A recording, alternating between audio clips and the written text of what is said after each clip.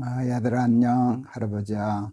오늘도 우리 날개새 스쿨 잊지 않고 찾아와줘서 고맙다. 오늘은 시편 119편 10절에서 11절. 시편 119편 10절에서 11절. 내가 전심으로 주를 찾아 싸우니 주의 계명에서 떠나지 말게 하소서.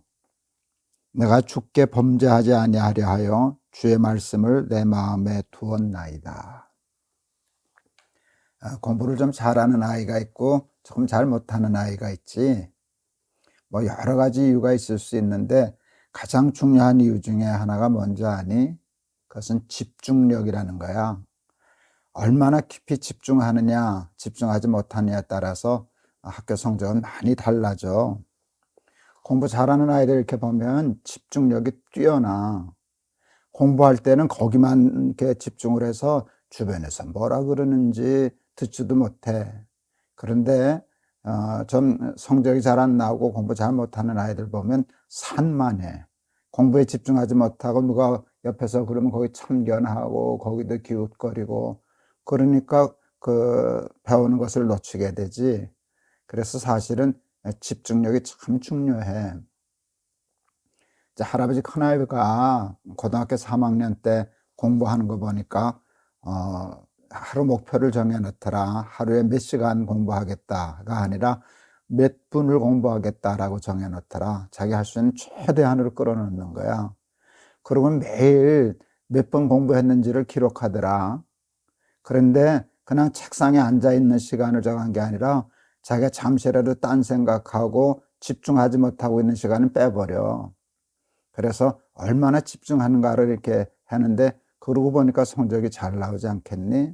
그래서 무엇을 하든지 집중력을 갖고 하는 것, 집중하는 것이 성공할 수 있는, 공부를 잘할 수 있는 중요한 비결일 거야. 돈을 잘 버는 사람이 있고 돈을 잘 못 버는 사람들이 있더라. 그런데 보면 여러 가지 요인이 있고 이유가 있지. 그런데 또 중요한 이유 중에 하나는 그것도 역시 집중력이야. 밥 하나를 지어도 정성껏 짓는 사람이 있고 그냥 대충 짓는 사람도 있고 그래. 최선을 다해서 뭘 만드는 사람도 있고 대충 그렇게 만드는 사람들도 있거든.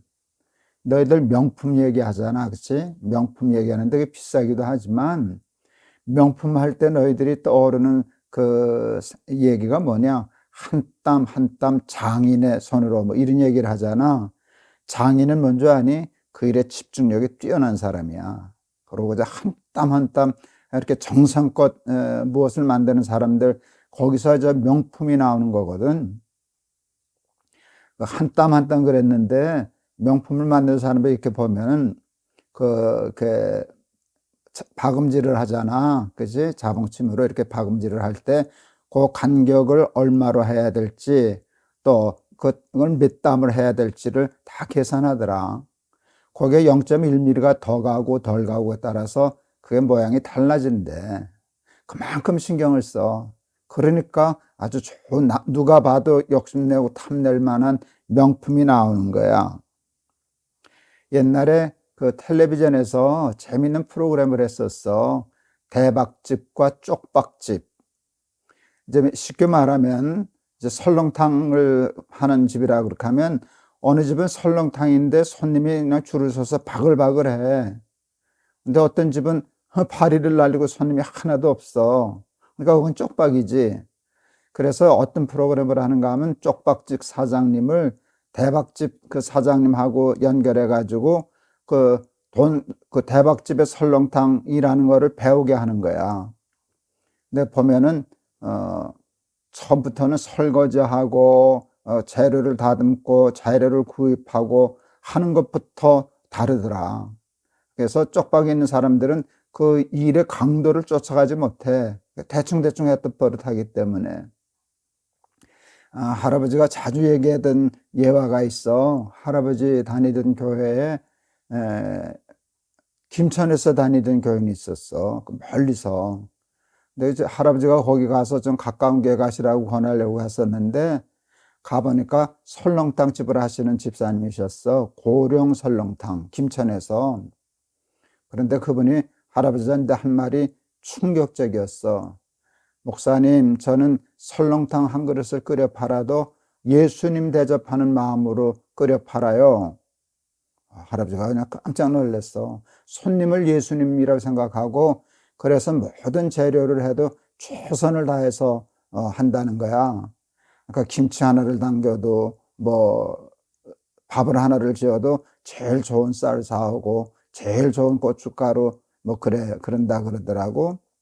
김치를 담글 때 이제 찐 마늘을 쪄서 넣잖아.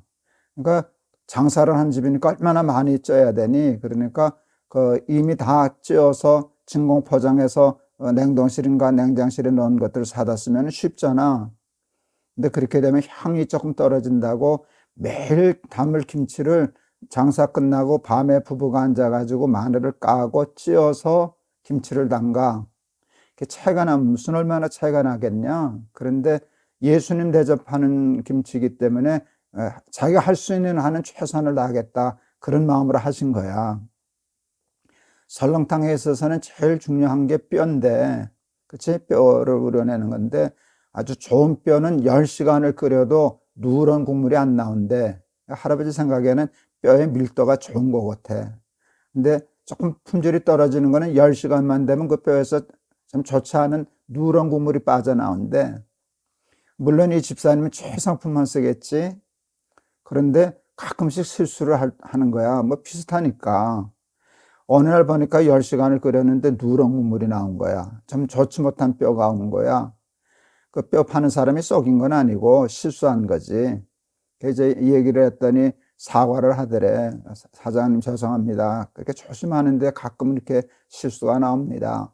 근데 사장님 그 뼈 못 먹는 뼈 아니고 다른 집에서는 그 뼈도 많이 쓰는데 오늘 하루만 커피 프림을 타시죠, 그랬대. 그렇게 하면 뽀해지고 사람들은 잘 모르잖아. 뭐 맛도 그렇게 큰 차이는 안 나고. 그런데 우리 집사님이 어떻게 했는지 아니? 그 다음날 가게 문을 닫았어. 그리고 가게 문에다 써붙이셨대. 오늘은 재료가 나빠서 장사를 못합니다. 야, 그럴 때 할아버지는 소름이 쫙 끼치더라. 소름이 쫙 끼치더라. 오늘은 재료가 나빠서 장사를 못합니다.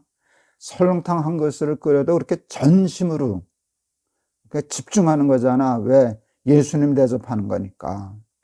그런 마음으로 공부도 하고 장사도 하고 또 예수도 그렇게 믿으면 얼마나 잘 믿겠니? 할아버지는 설교하는 목사잖아. 이렇게 설교하러 가면 하나님 말씀 전하는 설교에 아주 집중하는 교인들이 되게 많아. 그런 분들이 참 많아. 그런 분들은 그 말씀의 은혜를 많이 받지. 그런데 좀 산만한 교인들도 있어. 집중 못하는 사람도 있어. 딴 데 보는 사람, 딴 생각하는 사람, 휴대폰 보는 사람. 휴대폰 보면 게임 셋이지, 그치? 휴대폰 보면서 어떻게 설교를 듣냐, 그치? 그런데 그 신앙도 집중하는 거야, 전심으로. 오늘 할아버지가 성경 읽을 때 굉장히 마음에 와 닿았던 단어는 전심으로라는 뜻이야. 하나님의 말씀을 할 때 내가 전심으로 지키겠습니다. 하나님 전심으로 하나님 믿겠습니다. 라고 하는 것이었는데, 우리 사랑하는 날기새 스쿨 어린이들은 공부도 전심으로, 일도 전심으로, 그리고 예수 믿는 일도 말씀대로 사는 생활도 전심으로 대충 적당히 눈가림하면서 꾀와 요령으로 하지 않고 전심으로 하나님의 말씀을 쫓아 사는 우리 사랑하는 날기새 식구들 되었으면 참 좋겠다. 시편 1편에 갈 때 우리가 그랬지, 복 있는 사람은 악인의 꾀를 쫓지 아니하며, 꾀는 요령을 피우는 거야. 눈가림만 적당히 하고 그러는데 율법을 즐거워하여 주야로 묵상하는 자로다. 마음을 다하고 뜻을 다하고 정성을 다해서 집중하는 일인데, 우리 날기새 스쿨 어린이들은 그렇게 예수 믿어서 정말 세상에서 공부도 잘하고 일도 잘하고 예수도 누구보다도 잘 믿는 우리 날기새 스쿨 어린이들 다 되기를 바란다. 알았지? 할아버지가 한번 기도할게. 하나님, 집중력이 있는 아이가 공부도 잘하고 일도 잘하고 돈도 잘 벌고 또 예수도 잘 믿습니다. 꾀부리고 게으르고 대충 눈썩임하면서 사는 사람이 꽤 있는 사람 같지만 어리석은 사람입니다.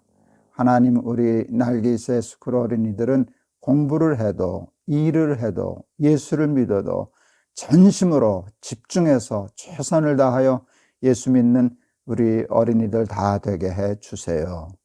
예수 그리스도 이름을 받들어 기도하옵나이다. 아멘.